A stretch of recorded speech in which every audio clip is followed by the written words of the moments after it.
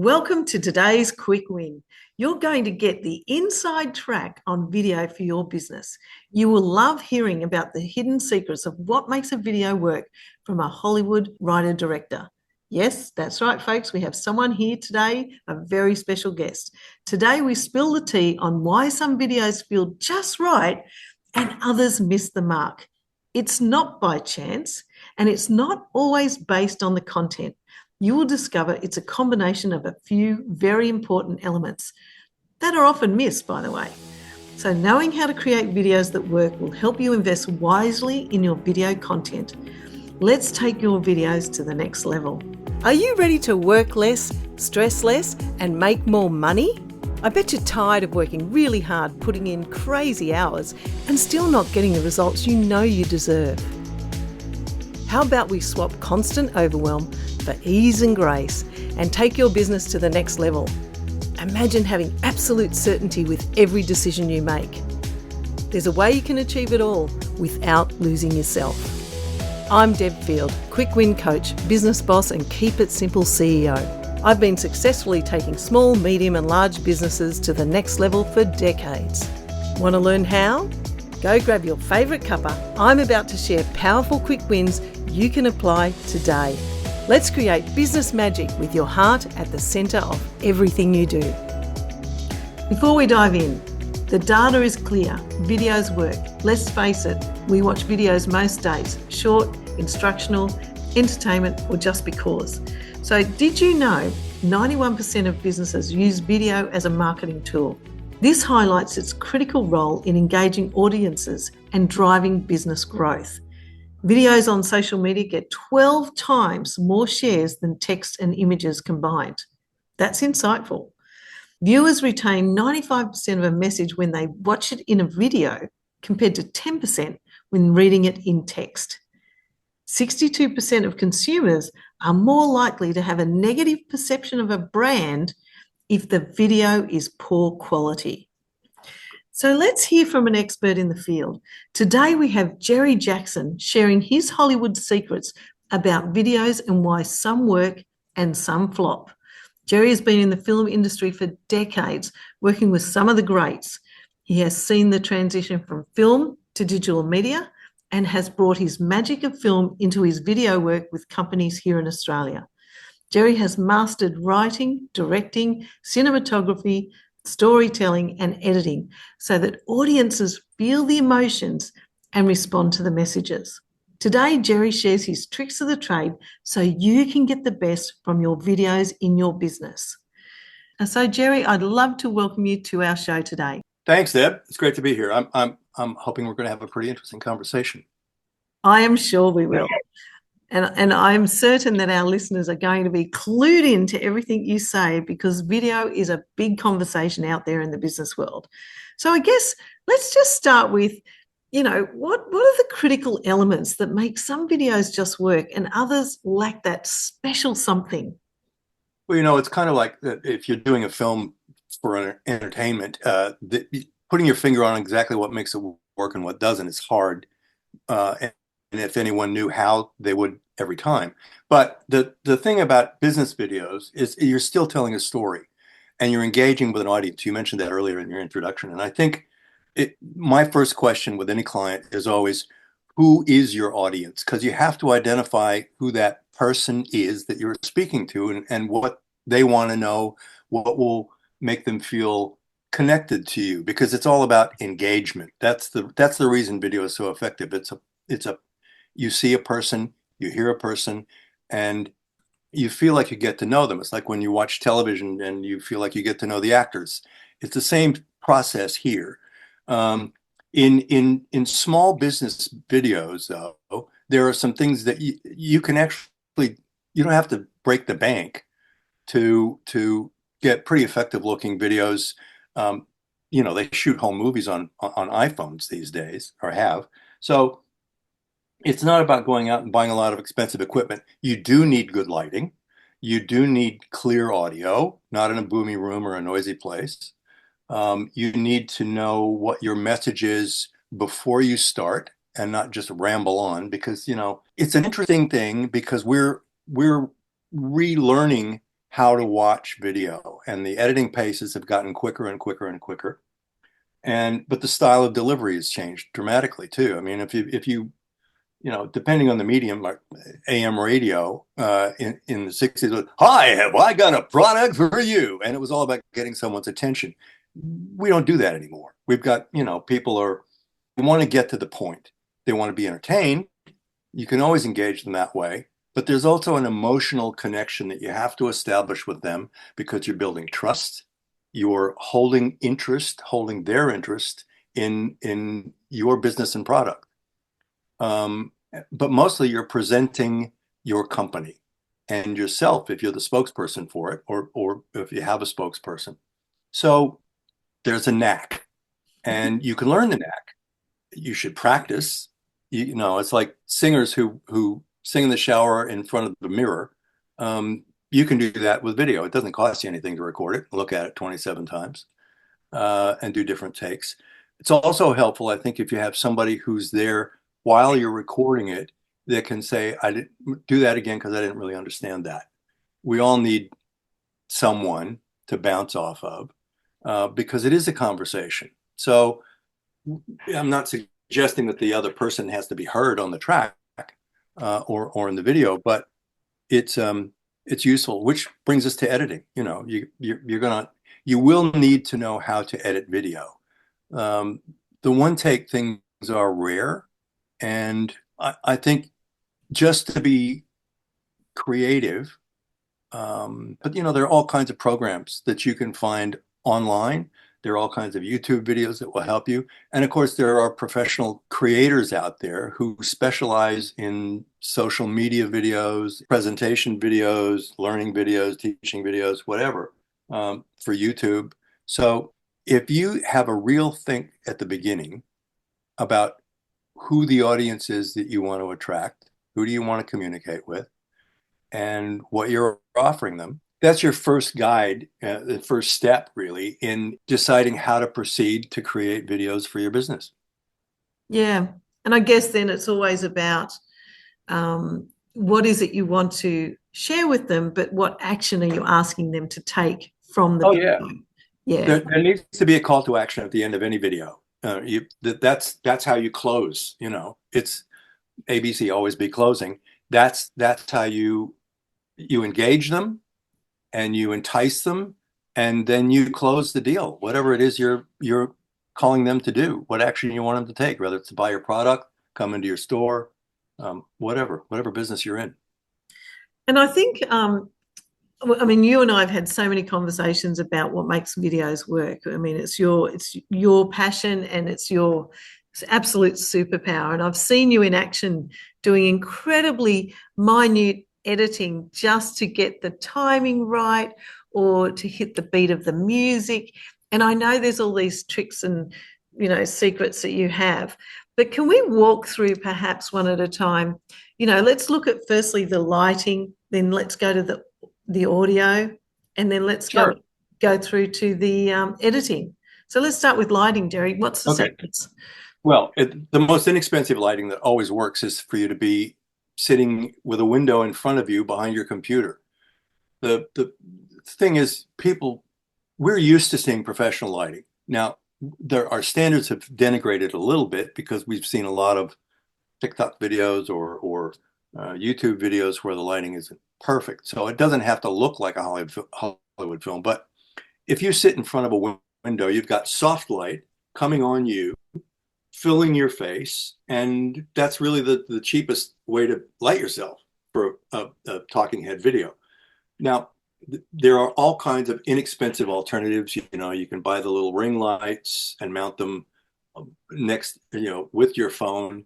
You can get the little soft lights that you have on your end table or your bedside table, where it's just a soft glow that comes out of it. So it doesn't create shadows. It fills all of your face, It's also always helpful if you want to get really creative about having a downlight a little behind you, so you get some shoulder light and hair kicks that separate you from the background. That always is attractive and helps people look. The other thing is don't have different colors of lighting. Oh, yes. When you mix colors, you can do it if you know what you're doing. But if you mix colors badly, it will be so distracting that So for people our will. audience, Jerry, I must stop you there because Okay. not everyone's going to know that there's different colored lights. Can you just Okay. explain that for us? Colors run on a temperature scale called the Kelvin scale. And basically, outdoor light is around 6,000 Kelvin, which comes across as very blue or more blue, I should say. And indoor lights tend to be more in the 3,500 to 4,000 range.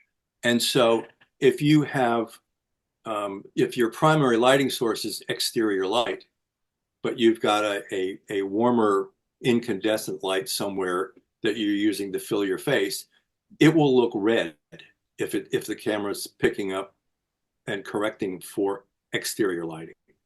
Right. Or it can go the other way. If you're primarily lit with incandescent bulbs or 3,000 to 4,000 Kelvin light bulbs, then what do they say on the stores in the packets? Warm light, I Mm. think, as Yep. opposed to cool light. Yep. Cool light being more outdoor temperature. And so Color. is this why when you sometimes walk into someone's house, the lighting feels weird because it's different Yeah. colors? Yes, absolutely. And it makes people uncomfortable And if they you mix colors in a house. Um, but unless it's for an effect that you're intending. But generally, people will, a light goes out and a down light, and they just go and pick up another one at Woolies or Kohl's and plug it in, and it's not the same color temperature as the other down lights. People will be uncomfortable and not even know why. right. So that probably happens on video. Oh, yeah, absolutely. The cameras that we use predominantly will read the dominant color temperature that you're pointing it at. In other words, if you're outside, it'll go, okay, well, I'm going to adjust the color so that it's all around 6,000 K. Right. And if you walk in the house continuously shooting, the light inside the house will probably be much warmer. And when you walk in, it will look orange until the camera goes, oh, now it's predominantly warm. So it'll adjust the color so that it doesn't look orange anymore. But if you've got a window that comes into the shot, that's ordinarily blue because it's 6,000 outside. Right. And That so makes sense. I've seen a couple of videos recently where they've had interviews with people and they're obviously in different places where the interviews have taken place. Yeah. And it kind of it's distracting when they look different. Their skin color's different and everything just feels like a bit distracting. So when you're shooting someone that's going to be in your video in a location, your camera will more likely automatically adjust to the dominant color temperature. Right. But then you go to another location and you're shooting that same person or someone else.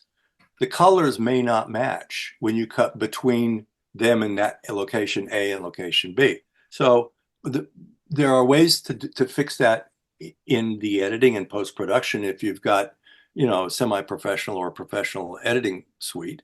But the other thing you can do in a lot of cameras, including phones, is to take a piece of white paper, have them hold it in front of their face so the camera adjusts to that white. And then when you take the white card or paper away, shoot what you're going to shoot with them. And then when you go to the other location, have a same piece of white paper and have them hold it up. And the camera will likely adjust if it's equipped to do that to the white, which means that the colors in their spaces should match when you edit. Right.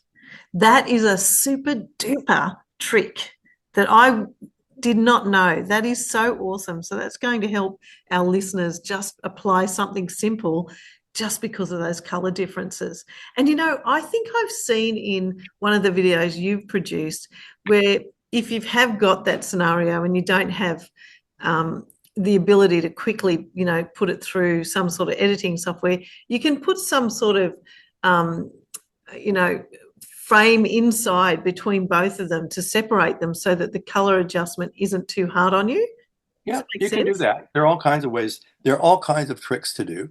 But I Yep. think part of what we're aiming at today is to have them be, uh, I'm assuming that most of the folks who are listening are not going to be hiring professional Correct, video. correct. Yep, yep, yep. So um, just trying to avoid creating problems by giving some tips Yep. about All how to right. address them as you move into the production of the video.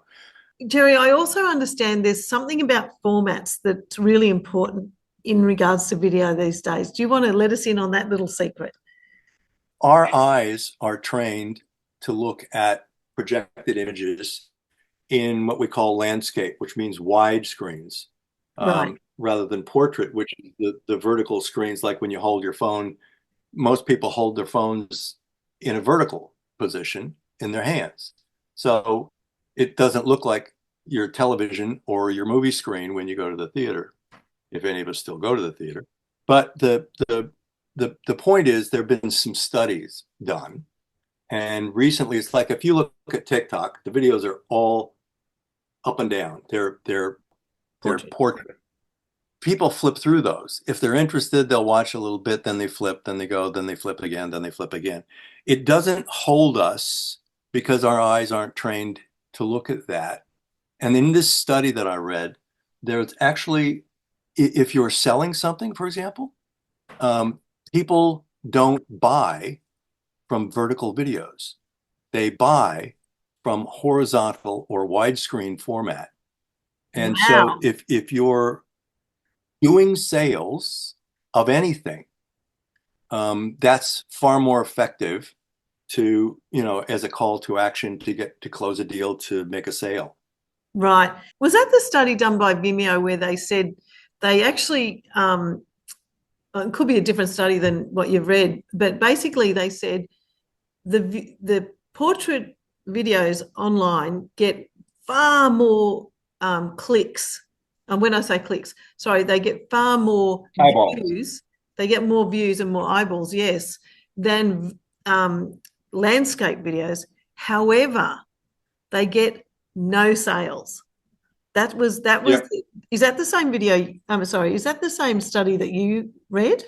there have been more studies, but yes, that's essentially that's the summary of the studies. Yeah, right. I found that so fascinating because I can see that because I know if I'm ever caught up in my doom scrolling, that's what happens. I just flick, flick, flick. I'm really not interested, but I know that when I purchase things or I'm looking at instructional or educational videos, I find them so much easier to watch when I'm looking at them in landscape. Well, that actually leads to another quick conversation about when you're shooting videos for your business. Please don't mix vertical and horizontal videos in the same video. It's jarring. It just looks incredibly unprofessional, and you sort of lose people in the process. So if I would suggest, no matter what you're doing with a video, unless it's for TikTok, always shooting in widescreen. Yeah, totally agree.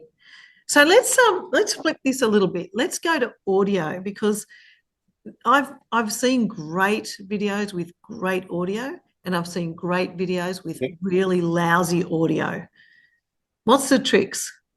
The tricks are, first of all, how you capture the audio of the actual person that's talking, because if without proper mic uh, and recording in a quiet space, it's very difficult to fix once you've recorded it, if it's noisy or if they're or if it's a crap mic. And mics don't have to be expensive to be good, but you're going to spend, and iPhones generally have great mics. Right. Um, but but you have to be pretty close to the person that you're recording. There are wireless mics that you can use with iPhones or Androids. But if you're in an office setting, I would seriously suggest that you get, like it's $100 mic, something, $150 mic, because it will actually make you sound more trustworthy. if that makes any sense, because it's not tinny. It doesn't sound like, you know, um, you just sound more professional. And that's Well, really what we're trying to do here. yes, and I guess this is a case in point because you and I are over a Zoom call using computer audio, which is always going to be less than. So even this call itself is a good example of probably average audio, right? If not low quality audio. And I say that as well because the room I'm in at the moment, because I've travelled, the room I'm in at the moment is quite noisy. I can hear the air conditioning, so that could even be in our playback. So there's a Yep. lot of components to it, and I didn't even realise that rooms have a noise. Do you want to explain that? Well, noise travels and bounces off of objects. And so even in a room where you think you're sitting there and you don't hear the refrigerator running or the air conditioner or the fan or the plumbing in the next room, it's all of that stuff detracts from the professional level you're trying to deliver in the video that you're making. So um, it wouldn't be unusual to go into an office and turn off the air conditioning before you record it, or Right. to I should have unplug the done that today. refrigerator. Yeah, Right. yeah. So, what else have we got? We've done lighting, we've done audio. Let's talk about editing. Are there tips and tricks that you can apply to the editing part of someone's video? Editing is an art form, no question about it. And there are you don't want, if you've got someone talking, a talking head, you let them develop a relationship with the audience that you're speaking to, and then it's always good to have something to cut to. In other words, so that they're not visually bored in the, if you're doing a 3 minute video or a 2 minute video or a 5 minute video, you need other visuals to help tell the story that the person is talking through. So um, it would be a good thing to let the speaker. You can even start with an object or a visual that doesn't show you who's talking. You Mm, can flash an object on the screen and have a little dash of music, and then have somebody go, would you be interested in this if it weren't blah? Just, but the story is like engaging someone, asking them to imagine something, asking them to um, understand what it would feel like, what their emotion might be if you could change this for them in their life. So right. that's kind of basic selling stuff. Yeah. But when you edit, you have to keep things moving in a way, always towards an end result. So all of this stuff that you're cutting from and to needs to be actually bringing a little bit of yeah, yeah, anticipation, yeah, and then you get to the yeah, I want that. I have to have that. Yeah. So it's yeah, it's selling. If you're a good salesperson in your shop, um, you can do this. You shouldn't be intimidated by the technology or anything else, because it's basically human to human communication. It's engagement. That's really interesting information, Jerry. Thanks so much. And I know, a lot of videos these days have music to carry them. How do you feel about music, and what are the tips and tricks for music added to a video? One of the things that I see people do when they want to mix music with somebody speaking is not to balance them properly. In other words, you can start with music, but you have to tone the music down for someone to speak over. And it depends. You need to plan all that in advance. Really, it's all about planning. Right, You also, music, frankly, you have to pay for it if you're using it in a commercial. right, You have to get permission. Now, there are all kinds of libraries online where you can get free music. right, Go look and find it, and understand that you don't want the music to dominate unless there are moments where you want the music to dominate. And that's all. Um, it's a blueprint that you need to have when you go in to discover, the right piece of music. It needs to peak at a proper time. And you need to be, when you're editing, if you've got pretty basic editing software, you can slide those pieces of audio, one way or the other so that it doesn't cover up the voice. And the voice doesn't speak when you're having the music crescendo and climax. Yeah, So right. it's also sound effects can be very effective. Little Mm. whooshes or um, you know door slams or bells dinging, or I mean, there was a thing going on for a while, and I think some people are still doing it, where they took all the sound effects that we've been taught from our iPhone that get our attention immediately. Mm. Um, they would have that before an important piece of information on the video was going to be delivered. There where you get a little ding, just like your phone does, Right. and people are like, oh, I better pay attention to this. Now, sometimes that can really piss me off, but because I pick my phone up, that's not helpful.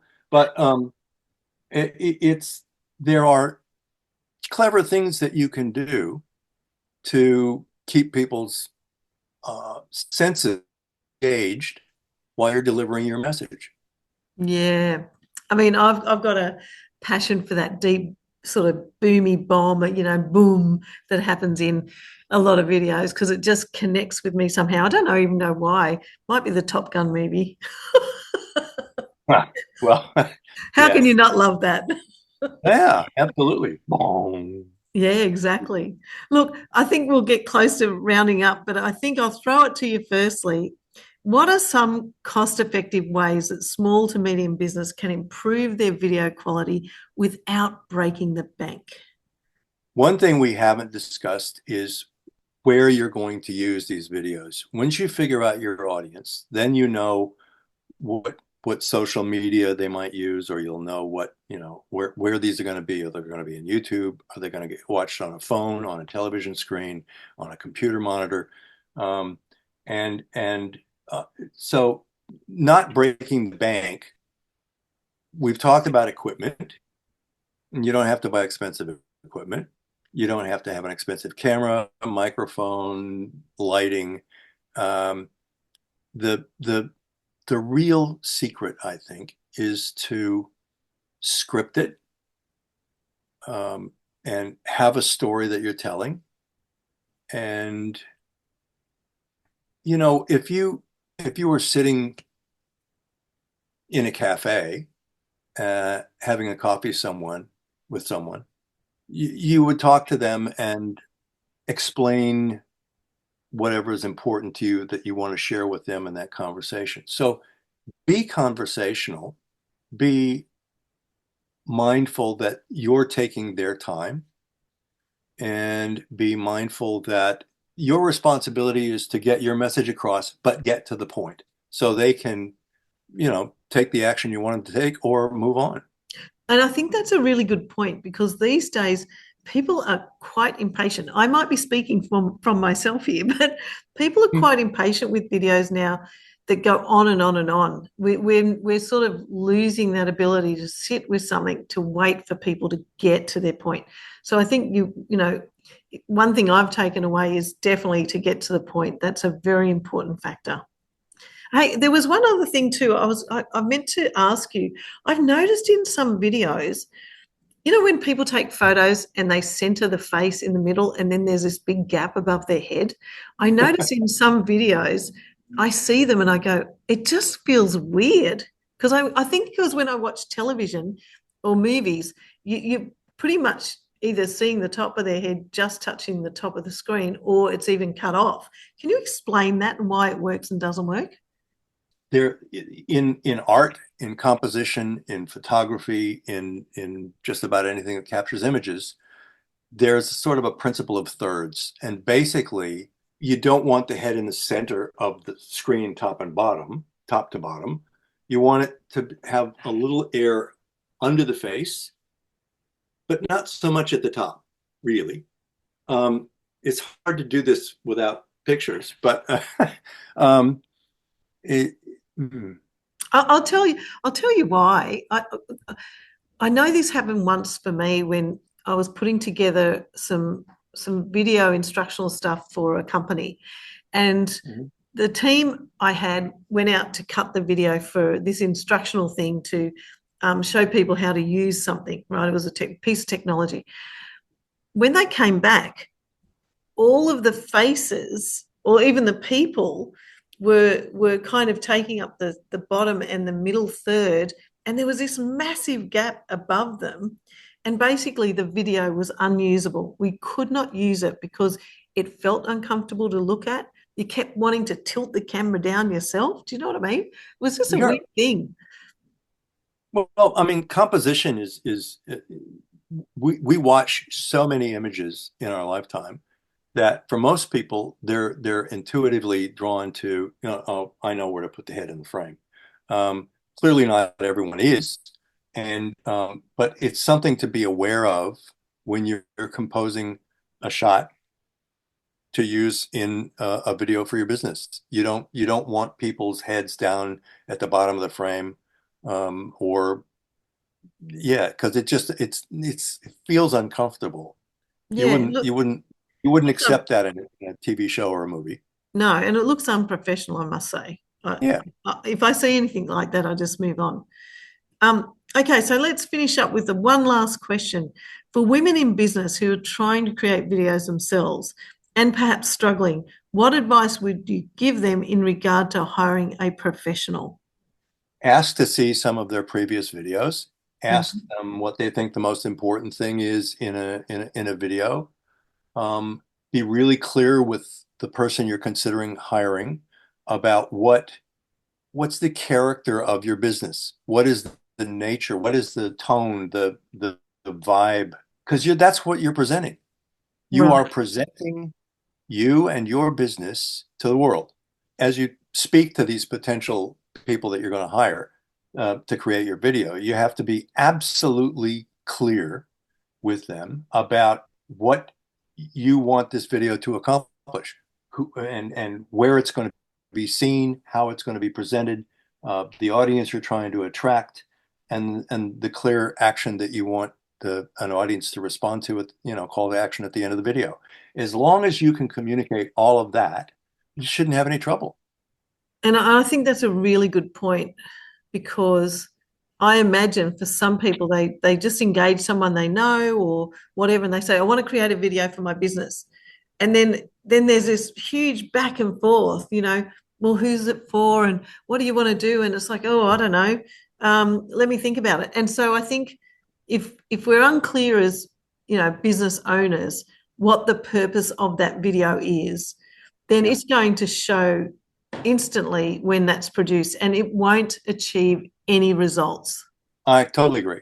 But I also think that the next level video production professionals will also be able to guide you if you're not clear on some of those things that we just mentioned. And not everyone will be because they're not video producers, right? So if you go to a video production company and say, this is my business, how can I best present it? Um, I would fully expect that a true professional would be able to ask you questions that would lead you to certainty in what you need to do. And Right. that gives you confidence in their ability to deliver it. So I guess if I was giving any advice to the women in business and my listeners here, it would be, firstly understand what the purpose of the video is. If you want to save some money, then you need to do all that planning up front so that when you engage someone, you're not paying for their consultation to get you to that point. Rather, you've given all that thought up front. Well, yes. You need to have thought of those things before you sit down with them. And if you're still uncertain when you sit down with them, see how they respond. They may, show you some other videos that they've done that maybe aren't really in the ballpark of what you're looking to do. Doesn't mean they can't deliver one because not everyone makes just one kind of video. But I think before you pull the trigger on doing the video, you need to be confident that they understand you and that they're competent to deliver what you're asking for. Right. And I know that, the $60 million question will be, how much does it cost?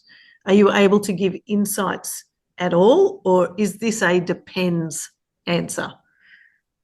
It is a depends answer because there's such a broad range of video production. I've worked in political campaigns, and it's always lastminute.com, and you have to spend 12-hour, 18-hour days editing stuff at the last minute, and doing a lot of traveling around, and you don't know what it's going to demand in terms of cost or time going in. So you generally, in that case, you find a gambling comfort zone because the client's gambling and the production company is gambling that this isn't going to be money lost and unhappiness at the end.